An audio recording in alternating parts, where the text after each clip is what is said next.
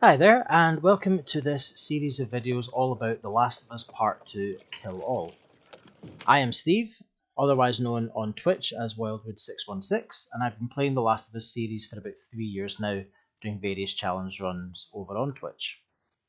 In this series of videos, I'm going to take you through a virtual kill all run of The Last of Us Part 2. During that, I will highlight various considerations to think about, my favourite upgrade paths, and any other bits of information that I feel might help you to beat this challenge. So what is the challenge?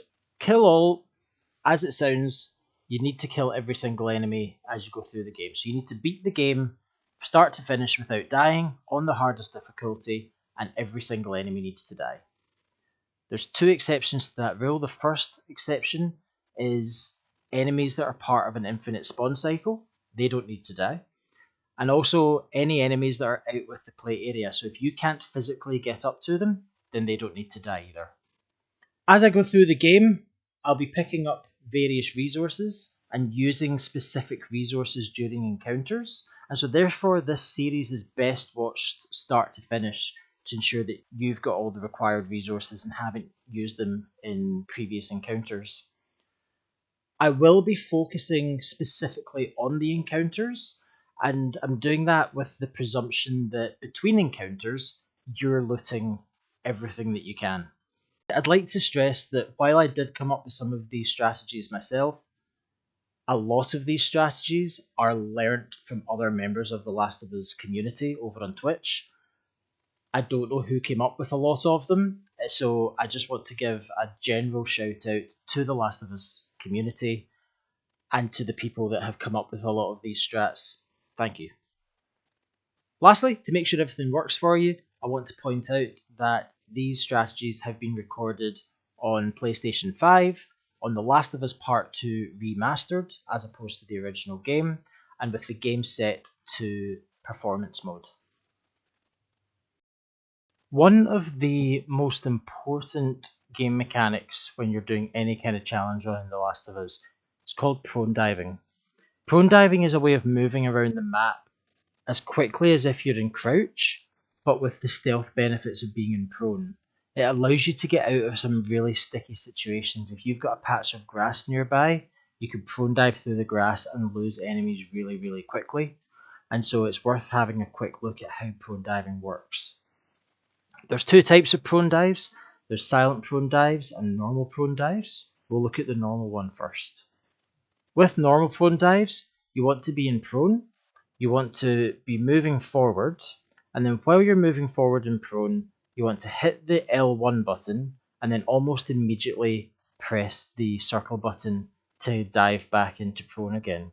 So what this does is by pressing L1, you make your character get up into a sprint, but before the game has time to register that you're sprinting, you press the circle and you dive back down. That way you manage to cover some distance in that split second between sprinting and proning again, but without losing the benefits of stealth. Because you're moving into a sprint though, there is a very slight point in time where you do make a little bit of noise, and so therefore we have another option, which is the silent prone dive. With a silent prone dive, as we're moving along in prone, you want to hit the L1 button and then almost immediately hit the circle button to go back into prone. However, this time we don't want to let go of the L1 button. We want to hold that for the duration of the maneuver. And while we're holding the L1 button, we want to tap the circle button again to get back up into a crouch, and then press and hold the L1 button to dive back down. As you can see in the corner here, it's a tap, tap and hold, tap, tap and hold. There's a rhythm to it, and the best way to practice is just by keeping on trying it until you work out the rhythm.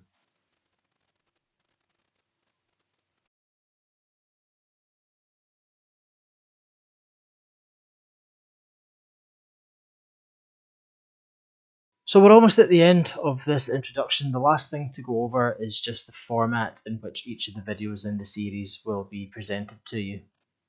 Each video will start with a quick rundown of the upgrade trees up to that point in the game. It'll include a rundown of any resources that you require to carry out the strat that is being presented.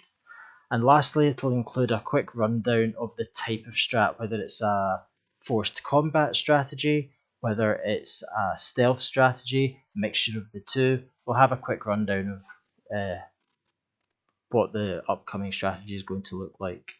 Also, if there's any specific considerations that you need to have in the run up to this specific encounter, then we'll go over that as well.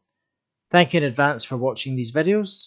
Really appreciate you, and see you in the next one.